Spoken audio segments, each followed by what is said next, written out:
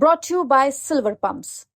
Top quality और consistent performance के लिए सिर्फ सिल्वर पंप्स, नाम याद रखना। अब जबकि महाराष्ट्र में हिंदी बनाम मराठी भाषा की लड़ाई पूरे चरम पर है और लगभग 2 दशकों के बाद उद्धव और राज ठाकरे एक ही मंच पर आ गए हैं।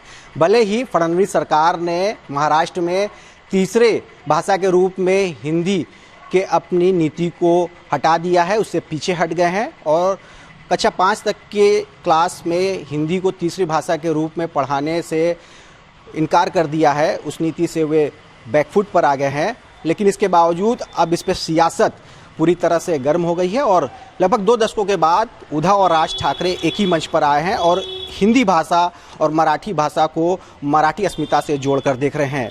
ऐसे में हम आ पहुँचे हैं नागरी प्रचारिणी सभा में। लगभग 130 वर्ष पुरानी संस्था है। हिंदी भाषा की कहा जाए तो यहाँ उत्पत्ति होती है। जिस तरह से टकसाल में सिक्के बनते हैं, उसी तरह नागरिक प्रचारिणी सभा यहाँ पर शब्दों का निर्माण करती है, शब्दों के स्टैंडर्ड तय किए जाते हैं। हमारे साथ यहाँ से जुड़े तमाम लोग हैं, पदाधिकारी हैं, यहाँ छात्र हैं, रिसर्चर हैं। पहले आपसे बात करेंगे। यहाँ आप सबसे मुख्य कार्यपालक अधिकारी के तौर पर आप हैं। अपना परिचय देते हुए किस तरह से इन भाषा के विवाद को किसी अस्मिता से, किसी जाति वर्ग की अस्मिता से जोड़कर, क्षेत्र वर्ग की अस्मिता से जोड़कर देखा जा रहा है? पहले परिचय। मैं व्योमेश शुक्ल हूँ, हिंदी का विद्यार्थी मूलतः, और नागरिक प्रचारिणी सभा का अगर राजनीति के मुहावरे में कहें तो प्रधान सेवक, पद का नाम प्रधानमंत्री है। देखिए भाषा कितनी छूट देती है। आप प्रधानमंत्री को प्रधान सेवक बना सकते हैं।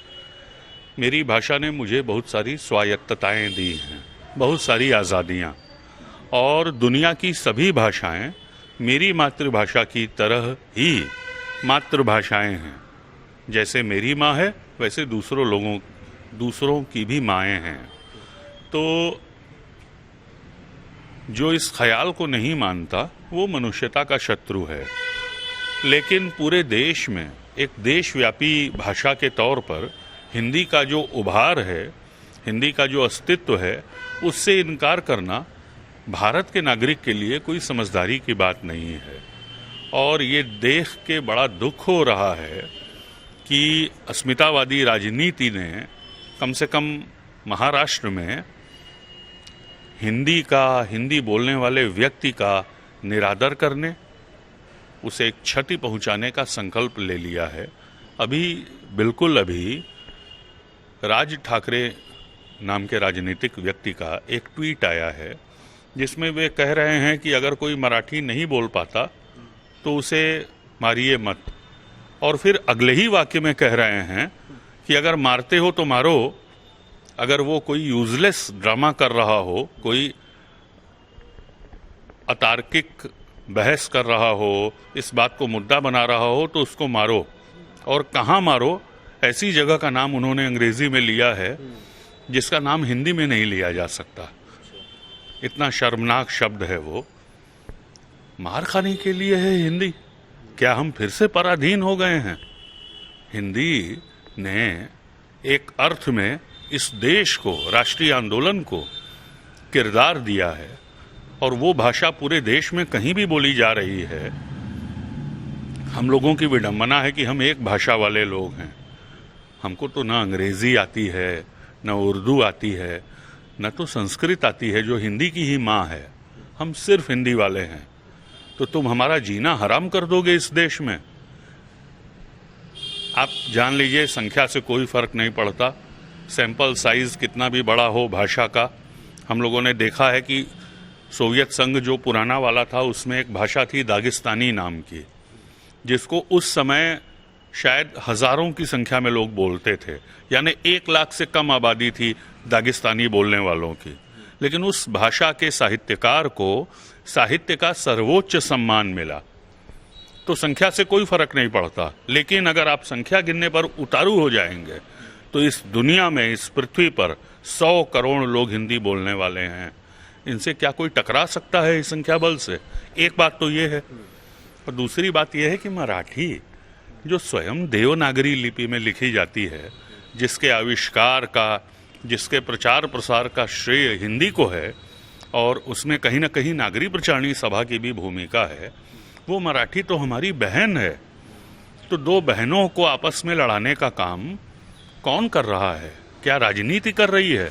ऐसी राजनीति इस देश को नहीं चाहिए। ठीक है, हम इसी विषय को आगे बढ़ाते हैं। क्या राजनीति के तहत जानबूझ के ये सब सारी चीज़ें हो रही हैं? क्योंकि एक बहुत बड़ी जो आबादी है वो महाराष्ट्र में, खासतौर से मुंबई में लेबर तबका होता है, जो बिहार और उत्तर प्रदेश के बहुत सारे ऐसे लोग हैं वहाँ काम करने जाते हैं। देखा जा रहा है कि वहाँ लोगों को पीटा जा रहा है, प्रताड़ित किया जा रहा है, सिर्फ इसलिए क्योंकि वो मराठी में बात नहीं कर रहे हैं। और गाहे बगाहे ये मुद्दा उठाया भी जाता है। और अभी इस तरह से 2 दशक के बाद ये दोनों भाई एक साथ एक मंच पर आए हैं, मराठी अस्मिता की बात कर रहे हैं। क्या लग रहा है, सब कुछ राजनीति से ही प्रेरित है? पहले अपना नाम बताइए। मैं दीपक हूँ। ये राजनीति से प्रेरित है, ये तुरंत कहना थोड़ा वो जल्दबाजी है, लेकिन इसके पीछे राजनीति एक मतलब भूमिका निभा रही है, ये बात 16 आने सच है।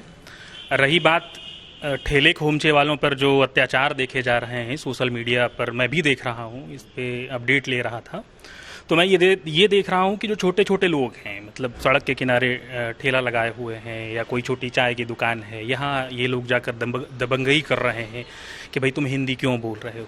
लेकिन उस मराठी ज़मीन पर पूरा बॉलीवुड मतलब वो टिका हुआ है। वहाँ जो भी सिनेमाई उत्पादन है जो पूरे देश में हिंदी भाषी लोगों के बीच जा रहा है, मतलब उन तक ये धमक नहीं पहुंच रही है कि आप हिंदी बोलना बंद करो हमारी ज़मीन से। लेकिन उसको भी लेकर इन्होंने भरे मन से बातें कही हैं। बड़े बड़े सुपरस्टार को भी इन्होंने ये चेताया है कि ये लोग जितने हैं ये कभी मराठी को लेकर नहीं आगे आते हैं, लेकिन हिंदी भाषा का वहाँ इस्तेमाल करते हैं, हिंदी सिनेमा वहाँ पे निर्मित होता है। ऐसा तो नहीं है कि ना कि मराठी भाषा में फिल्में नहीं बन रही हैं, मतलब जिनको आ रही है वो बना रहे हैं।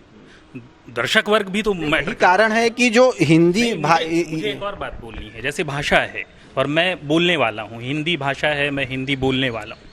मैं ये मानता हूँ कि एक मराठी भाषी यदि कोई हमारे पास आ जाए इस बाजार में और उसे कोई रास्ता मालूम ना हो, हमें वो मराठी में कुछ कह रहा हो, तो मैं ये कोशिश करूँगा कि इसकी बात को समझ लूँ और कोई सही रास्ता बता दूँ कि गोदौलिया की तरफ या लहुराबीर की तरफ ये रास्ता जाता है, आप इधर से निकल लो।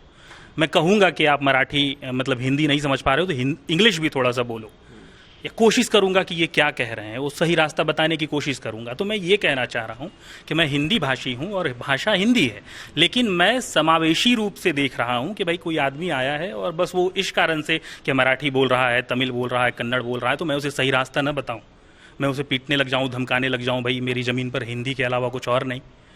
तो इससे भाषा का तो सौंदर्य खराब होता ही है। क्या एक सिनेमा की बात होने लगी है, तो जैसा हिंदी सिनेमा है पूरी दुनिया में देखा जाता है, तो क्या एक बड़ा कारण यही है कि जो हिंदी सिनेमा से खाने कमाने वाले लोग हैं वो आगे आकर नहीं बोल रहे हैं? क्योंकि कहीं ना कहीं ये जो डर है, ये भय है, महाराष्ट्र में बना हुआ है, जिस चीज़ की, जिस भाषा की वो रोजी रोटी खाते हैं, वो आगे आके नहीं बोल रहे हैं। बोलना चाहिए उनको कि नहीं? पहले परिचय। मैं राजन हूँ और मैं हिंदी का विद्यार्थी रहा हूँ और भाषाओं में देखता सुनता ही रहता हूँ चीज़ों को। तो सबसे पहला जो प्रश्न आपने कहा है कि जो अपने रोजी रोज़गार को लेके लोग चिंतित हैं कि कहीं उस पर ख़तरा ना आ जाए, ऐसा हर जगह है। और उसके अलावा दूसरी चीज़ एक साथ चलती है कि जो लोग जिससे जुड़े हुए हैं उसमें अपना काडर मजबूत करना चाहते हैं। तो जो वहाँ के लोग हैं, महाराष्ट्र के निवासी हैं, वो खासकर राजनीतिक लक्ष्य साधने के लिए इस तरह के कदम उठा रहे हैं। और चूँकि एक बेरोज़गारी की बड़ी समस्या है, उससे ध्यान भटकाना है, तो तरह तरह की चीज़ें बार बार आती रहती है। यहीं कर्नाटक में कन्नड़ को लेके विवाद शुरू हो जाएगा, कहीं तेलुगु को लेके विवाद शुरू हो जाएगा। तो ये सब चीज़ें देखने को हमेशा ही मिलेंगी। मुख्य मुद्दों से भटकाने के लिए आमतौर पर राजनेता आपको ऐसी चीज़ों में उलझाए रखते हैं, लेकिन कहीं ना कहीं जो हम लोग हिंदी भाषी लोग हैं, कहीं ना कहीं कितने आहत होते हैं। और आगे आके इसके विरोध में शांतिपूर्वक तरीके से अपनी बातों को कहना रखना चाहिए। तो क्या लग रहा है उसमें कहीं ना कहीं चूक हुई है, हम बहुत मजबूती से आगे नहीं आ पा रहे हैं? नाम बताइए। मेरा नाम तापस है, मैं हिंदी एमए का छात्र हूँ। बहुत ही ख़राब और निंदनीय घटना घटी है कि एक मिठाई वाले को सिर्फ इसलिए मारा गया है कि वो मराठी नहीं जानता, जबकि उसी भाषा के कई लेखक, काका कालेलकर हों, विजय तेंदुलकर हों या भालचंद नेमाड़े जैसे प्रतिष्ठित लेखक जो मराठी भाषा में भी लिखते हैं और हिंदी में भी लिखते हैं। तो अब ये किस तरह का विवाद है कि अगर एक व्यक्ति सिर्फ इसलिए मार खा रहा है या उसको इसलिए पीटा जा रहा है कि उसको मराठी बोलनी नहीं आती और वो हिंदी में अपनी बात कह रहा है या सुन रहा है या किसी भी भाषा में बोल रहा है, तो सवाल ये बनता है कि जो हिंदी नहीं जानता या जो मराठी बोलता है वो हिंदी नहीं जानता या जो हिंदी बोलता है वो मराठी नहीं जानता, उसको पीटा जाएगा। ये कौन से लोग हैं, कहाँ से आ रहे हैं और क्यों पीट रहे हैं? भाषा तो इसलिए बनी है कि सब लोग एक साथ चलें कुटुंब की तरह से, और ये कोई विवाद का विषय नहीं है। जिस तरह से उसको पाठ्यक्रम में लाया गया हिंदी को फिर हटा दिया गया, ये एक हो सकता हो एक पॉलिटिकल स्टेप हो या वो किया जा रहा था इसलिए कि उसमें भी कई तबके ऐसे होंगे जो मराठी नहीं जानते होंगे ठीक ठीक, या जो मराठी जानते होंगे वो हिंदी नहीं जानते होंगे ठीक ठीक। तो ये बहुत ही ख़राब और बेकार घटना है, इस तरह से नहीं होना चाहिए इसको। और मेरा इस पे ये सोचना है कि कोई ठोस कदम नागरिक प्रचारणी सभा के लोग, उसके कार्यकर्ता और प्रमुख विश्वविद्यालयों में पढ़ रहे रिसर्च स्कॉलर कुछ करेंगे, कुछ कहेंगे। बहुत कुछ करने की ज़रूरत है। कहीं ना कहीं जो हिंदी भाषी क्षेत्र के हम लोग हैं, तो कहीं नहीं लग रहा कि हमको भी आगे आना चाहिए, इस पर आवाज़ उठानी चाहिए, भले ही अपनी लेखनी के जरिए या अपने शांतिपूर्वक विरोध के जरिए, क्योंकि लगातार ये घटनाएं कई दशकों से देखी जा रही हैं, जिस तरह से राजनीति हो रही है। पहले अपना परिचय दीजिए और फिर। मेरा नाम स्वाति है। हाँ, बिल्कुल उठाना चाहिए और जब जब समय मिलेगा हम लोग बोलेंगे। ये जो मामला है मराठी वर्सेस हिंदी भाषा, ये अभी जो उभरा है, ये मुझे लगता है कि लेखकों को बोलना चाहिए, लेखकों को आगे आना चाहिए, कविताएं लिखनी चाहिए, लेख लिखने चाहिए, पेपर में छपवाने चाहिए, उसको उसका दायरा और बड़ा करना चाहिए, जिससे मतलब लोगों को, आम लोगों को समझ में आए कि हमें क्या करना है। ये लेखक अगर आगे आएंगे तो और भी ज़्यादा मुद्दा सामने आ सकता है। क्या लग रहा है, जिस तरह से खास तौर से जनता को कहें तो भ्रमित करने के लिए या मुख्य मुद्दों से भटकाने के लिए इस तरह की चीज़ें कही जाती है कि राजनेता नेता करते हैं, तो जनता को इसका जवाब देना चाहिए, खुद जनता को आगे आने चाहिए, चाहे वो मराठी हो चाहे हिंदी भाषी हो। पहले अपना नाम। मेरा नाम ऋषिका चौबे है और मैं मूलतः हिंदी की छात्रा हूँ और नागरिक प्रचारणी सभा की कार्यकर्ता भी हूँ।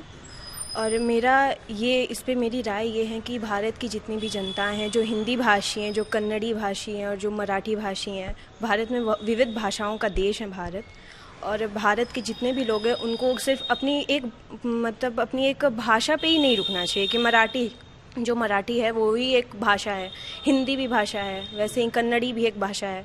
ऐसे बहुत सारे लोग हैं जो सिर्फ अभी अपनी भाषा को ज़्यादा बढ़ावा देते हैं। तो ऐसा आम जनता जो होती है उनको भी ये समझना चाहिए कि नहीं, एक ही भाषा नहीं है। अगर एक भाषा को ज़्यादा बढ़ावा दी जा रही है और दूसरे को कम दी जा रही है या उसे हटा दी जा रही है, उसके मूल रूप से हटा दी जा रही है, तो उसका विरोध करें। बेमेश जी, हम फिर से आपके पास आएंगे। क्या नहीं लग रहा है अब हिंदी भाषियों को, हिंदी को और ज़्यादा मजबूत करने के लिए एक साथ आने की ज़रूरत है, क्योंकि ये जो भाषा है कहीं ना कहीं हमको एक दूसरे से जोड़ती है, प्रेम की भाषा है, मधुरता की भाषा है, और ख़ासतौर से बनारस इसका गढ़ है जो आधुनिक काल हिंदी का है। हम लोग इसके साक्षी हैं, यहीं के हैं। तो नहीं लगता कि एकजुट होकर अब इस चीज़ को आगे बढ़ाने के लिए, लोगों में सजगता फैलाने के लिए हमको आगे आना चाहिए?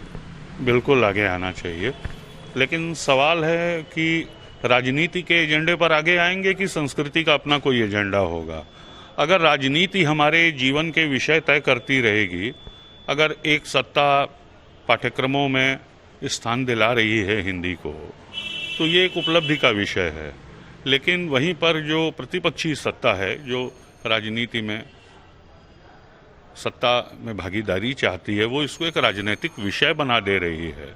ये पूरा विषय राजनीति का है नहीं। अच्छा, इसी पर मैं आऊँगा। क्या जैसे जिस तरह से महाराष्ट्र में मराठी भाषा को अस्मिता से जोड़ कर देखा जाता है, तो क्या यहाँ उत्तर प्रदेश या बिहार में ये कहीं ना कहीं हिंदी भाषा को अस्मिता से जोड़ के ये मुद्दा नहीं राजनेताओं को दिखता है, क्योंकि इनके वोट पहले से हिंदी भाषी क्षेत्र है, तो वहाँ पर इससे वोट नहीं बटेंगे? देखिए, हमारे ही यहाँ के लोग तो वहाँ गए हैं। अगर हमारे यहाँ रोज़गार के संसाधन होते, बिहार से सबसे अधिक विस्थापन हुए हैं, क्योंकि बिहार अपनी आबादी की आवश्यकताओं की पूर्ति नहीं कर पा रहा है। रोज़गार कम है, अशिक्षा ज़्यादा है, पढ़े लिखे लोग भी तमाम क्षेत्रों में बहुत ज़्यादा हैं यूनियन पब्लिक सर्विस कमीशन में और तमाम प्रतियोगी परीक्षाओं में। बिहार की शार्पनेस, उसकी मेधा पर कोई शक नहीं है मुझे, लेकिन बिहार की राजनीति एक ऐसे दलदल में फंसी रही है पिछली आधी सदी से कि वो वहाँ के युवाओं की अपेक्षाओं पर खरी नहीं उतर पाई है, पार्टी कोई भी रही हो। तो हाल ये है कि बिहार से सबसे अधिक विस्थापन हुआ। हम लोग राजनीतिक विमर्श में कश्मीर के विस्थापन की बात करते हैं, लेकिन ये भूल जाते हैं कि मुंबई में अपनी रोजी कमाने जो आदमी गया है उत्तर भारत से, उसमें से 50 पैसा हिस्सा बिहार का है और 50 पैसा हिस्सा उत्तर प्रदेश और आसपास के राज्यों का है।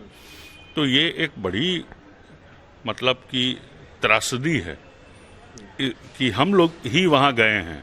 ऐसा आपने कभी नहीं सुना होगा कि मराठी भाषियों का बहुत बड़ा चंक आया बनारस में, या कन्नड़ लोग आए, तेलुगु आए। मराठी आए थे। इतिहास का एक स्वर्णिम अध्याय है। महारानी अहिल्याबाई होलकर का जन्म शताब्दी वर्ष है।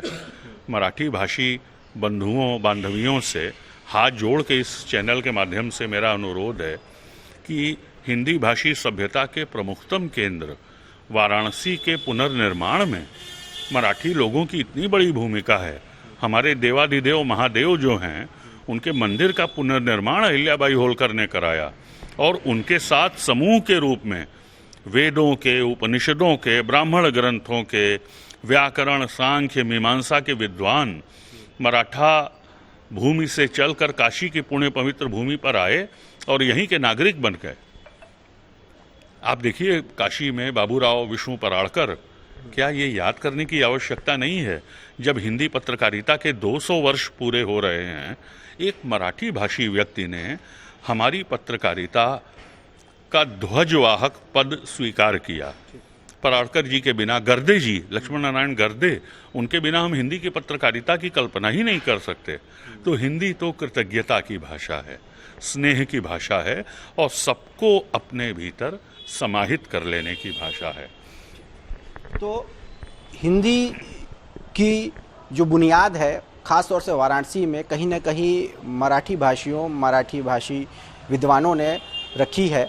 और यहाँ नागरिक प्रचारणी सभा से तमाम जो लोग जुड़े हैं, उन्होंने हाथ जोड़कर ये निवेदन भी किया है कि अभी की हो रही राजनीति पर रोक लगनी चाहिए और हमें इतिहास से कुछ सीखना चाहिए, क्योंकि इससे न केवल भाषा के बीच में विवाद होगा, बल्कि जो अस्मिता से जोड़कर देखा जा रहा है, चाहे मराठी भाषी चाहे हिंदी भाषी, उससे हमें बचने की ज़रूरत है।